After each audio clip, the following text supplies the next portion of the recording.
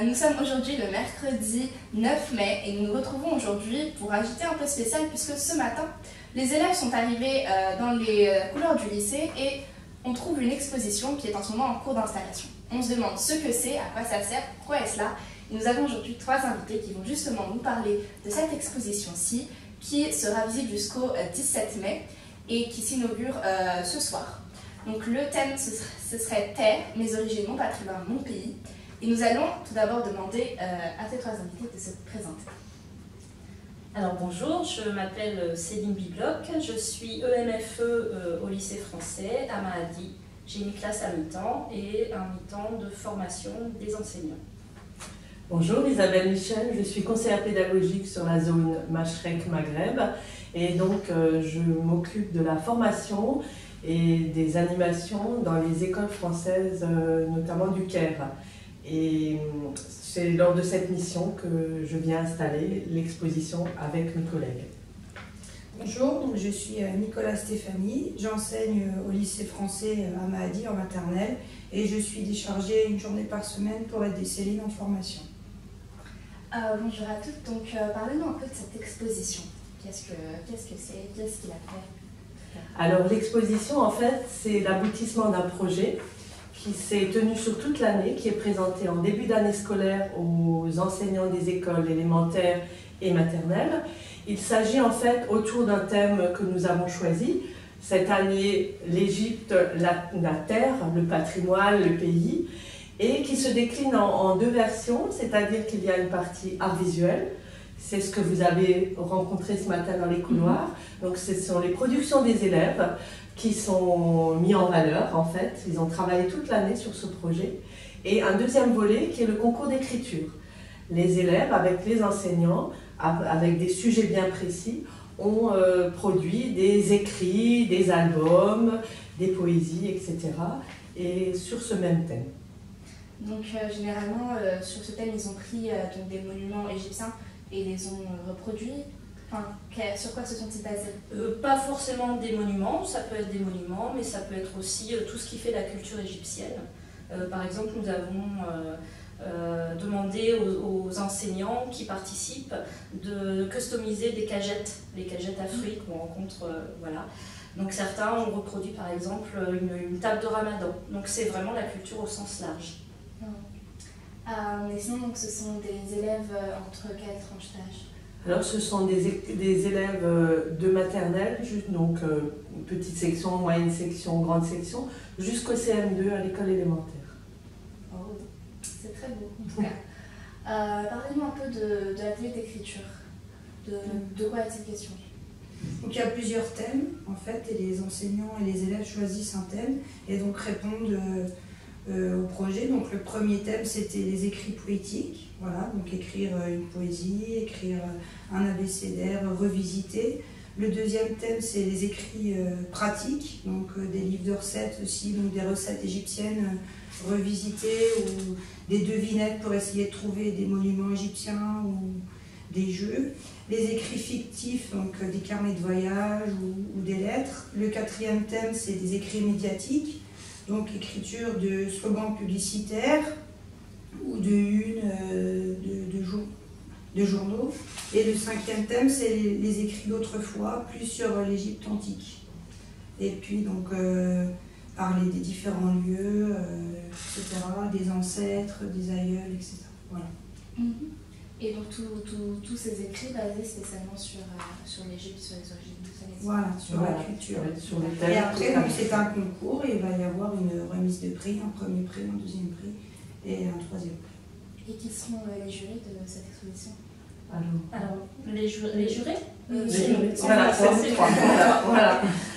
Comme nous sommes à l'origine des sujets d'écriture et de la présentation aussi, nous avons présenté dans les différents établissements ce concours d'écriture et ce projet. Et donc nous sommes en train de délibérer, voilà, d'évaluer, de délibérer. Et ce soir, si les critères sont respectés, voilà, l'originalité aussi de la production. Donc en parlant des critères, sur quels critères allez-vous différencier ces différentes œuvres? Ça peut être l'originalité, ça peut être le respect aussi du sujet, des consignes du sujet. Par exemple, pour l'abécédaire, on fait attention à ce que les écrits soient poétiques, puisque ça fait partie du thème écrit poétique. On base aussi sur la qualité de la langue, voilà. C'est-à-dire donc on met en avant ce concours d'écriture et prétexte à lire et à écrire, donc mettre en valeur la langue française puisque c'est la langue dans ces établissements prioritaires, hein, on va dire. Donc on fait attention aussi à la richesse et à la qualité de la langue, si les mots sont bien employés, si les phrases sont bien tournées, etc. Selon le niveau évidemment des élèves, c'est-à-dire le niveau de classe.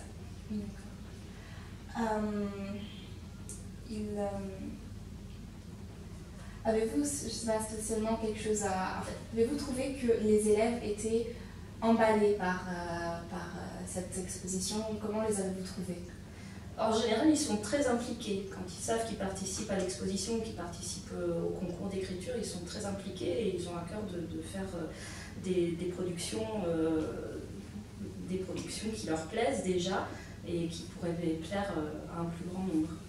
En fait, ce projet c'est un projet pédagogique en fait, qui va amener les élèves à travailler à la fois les arts visuels, l'écriture, le langage, à s'exprimer, à échanger entre eux, parce que lorsqu'on écrit par exemple un livre, il faut se mettre d'accord comment l'histoire va se continuer. Donc c'est vraiment un projet sur un temps assez long, mais aussi qui, par exemple, on travaille aussi en informatique, puisque les textes sont retapés par exemple, ou bien pour l'exposition en art visuel, les titres, on utilise les tisses, donc c'est vraiment un projet pluridisciplinaire. Disciplinaire est très riche et moteur pour les élèves, puisqu'à la fin, ça se termine par une exposition et une remise de prix. Donc, il y a un but. Il y a un but pour eux très clair. Donc leur investissement est plus grand. Et cette exposition va aussi leur permettre de découvrir plus le pays dans lequel ils vivent, parce que c'est vrai que même maintenant, quelquefois on ne connaît pas spécialement. On est quelquefois surpris ici, mais je crois que c'est dans tous les pays, les monuments historiques ou bien les lieux les plus proches de nous, on ne les connaît pas en fait. Et là, c'était aussi une manière, parce que beaucoup d'écoles sont allées en fait sur le terrain aussi, ont glané des choses dans des musées, sur les lieux de pyramides, au Randrali, etc. Ouais, ils ont démarré le projet par une visite, donc c'était intéressant du coup pour la connaissance de leur patrimoine. Se replonger dans son pays et le regarder d'un œil peut-être nouveau. Oui. Avez-vous une idée des prix quels seront-ils? Alors, les prix sont tous des albums ou bien des livres culturels, donc on reste vraiment dans la littérature et c'est-à-dire le patrimoine, on va dire, français et littéraire. Au niveau de l'exposition, pouvez-vous nous dire qu'est-ce qui est spécialement exposé dehors? Je sais qu'il y a des choses au CDI, donc au CDI j'imagine que c'est des écrits. Alors en fait, non, tout devrait être exposé dans le hall. On a juste eu un petit problème avec le vent dans le couloir. Donc on a mis les grilles à l'abri au CDI. Mais ce soir, pour le vernissage, elles seront sorties et l'exposition sera bien organisée. Sur un même espace en fait. Tout va être sur un même espace. Et ce qui est intéressant, c'est qu'il y a à la fois de l'écrit, il y a à la fois des images, des illustrations, mais aussi des choses en volume, faites en terre, etc. Vous avez la mosaïque, des mosaïques aussi, très diversifiées au niveau des matériaux utilisés. Combien de temps ont mis les élèves le temps de préparer, d'avoir des idées et finalement en fait, ça dépend. Ma classe, puisque j'ai une classe à mi-temps, j'ai un CM1, on a participé, on a travaillé sur des interviews de personnages célèbres égyptiens en relation avec le patrimoine. Et on a mis 2 mois pour monter cette interview. Après, ça peut être un projet de l'année, sur l'année, ça peut être un projet sur 2 périodes, donc 4 mois. Tout dépend du projet lui-même, en fait. D'accord. Avez-vous quelque chose, je sais pas, à ajouter, peut-être? Bien, moi, je souhaiterais rajouter que nous sommes toujours ravis lorsque nous récupérons les objets, les productions. Là, on est en train de lire les livres, on est ravis parce qu'au départ, on lance un projet, mais on ne sait pas ce que ça va être. Mais on est toujours ravis de ce qu'on découvre. On est toujours surpris aussi de ce qu'on reçoit. C'est très riche. Il y a beaucoup d'originalité, il y a beaucoup d'idées. Donc, c'est vrai que c'est un beau partage en plus, cette exposition. C'est aussi le moment où toutes les écoles en fait, se retrouvent autour d'un même projet. Toutes les écoles françaises en Égypte se retrouvent autour d'un même projet. Et c'est donc un moment de partage et de grande richesse. C'est un moment fédérateur. Voilà. Et c'est vrai que, si je peux me permettre, je tiens vraiment à remercier tous ces enseignants qui s'investissent et qui motivent ainsi ces jeunes élèves autour d'un projet. Quelles sont les écoles qui ont participé Alors, pratiquement toutes les écoles à programme français d'Égypte. On a le lycée Concordia, le lycée Nefertari, Misr, Balzac, le lycée français. Voilà. Je crois que je n'ai oublié personne. Et Voltaire. Et Voltaire, pardon. Voilà. Très bien, et bien merci à vous d'être venus et d'avoir répondu à mes questions. N'hésitez pas à voir cette exposition disponible jusqu'au 17 mai. Et encore une fois, merci. Et merci à vous et aussi merci au lycée français d'avoir accueilli cette exposition pour ce temps, pour ces 8 jours du mois de mai. Merci beaucoup. Merci beaucoup. Merci. Au revoir. Maintenant, on va s'apprêter à rentrer dans la salle de réunion pour voir nos invités en train d'évaluer les œuvres. On va voir doucement, on ne va pas les déranger.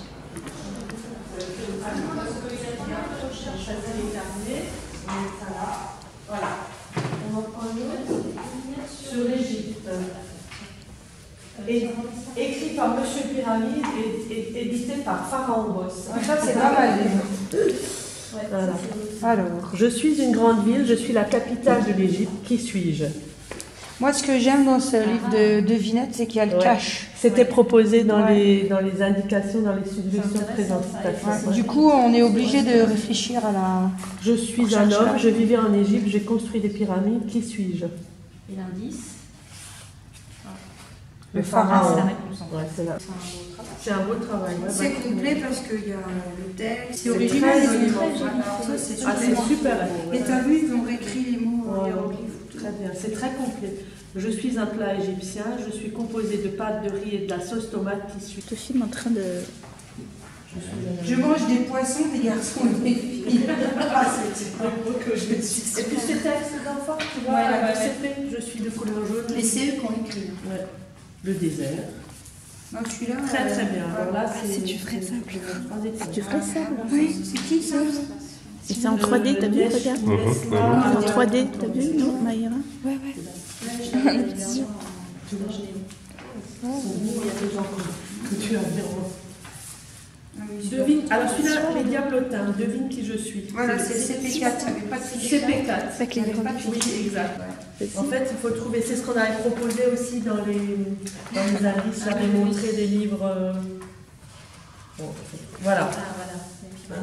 Ensuite, c'est le livre à choix multiples. Ouais. Je suis une écriture utilisée par les pharaons et les hiéroglyphes. Donc il faut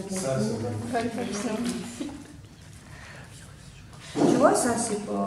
Je veux dire, voilà. La manière de faire de la chouette, c'est pas. Mais si elle a bien compris le. Ouais. J'aime beaucoup aussi. Ouais, c'est un on peut le sentir seulement, ouais. Deux étoiles. Ouais, c'est le Ramadan. Ramadan. Quand même. Ah oui, il y a une présentation en plus. Ouais. Mais ça, c'est vraiment. Les diablotins, là, c'est mon côté. Ensuite, l'Égypte en devinettes. CM2E. Il y a une note de musique et d'un pronom personnel. Ça s'ouvre? Oui. Ah non. Si ça s'ouvre. Non, ça va abîmer. Non, si, ça s'ouvre peut-être. Non, c'est du contact. Ouais. La réponse? Oui, c'est la réponse. Oui, le pharaon. Ah oui, d'accord. Pharaon, oui, parce qu'il y a une musique et le pharaon. On me reconnaît par mon maquillage, je me suis suicidée. Voilà. Alors, C'est moi.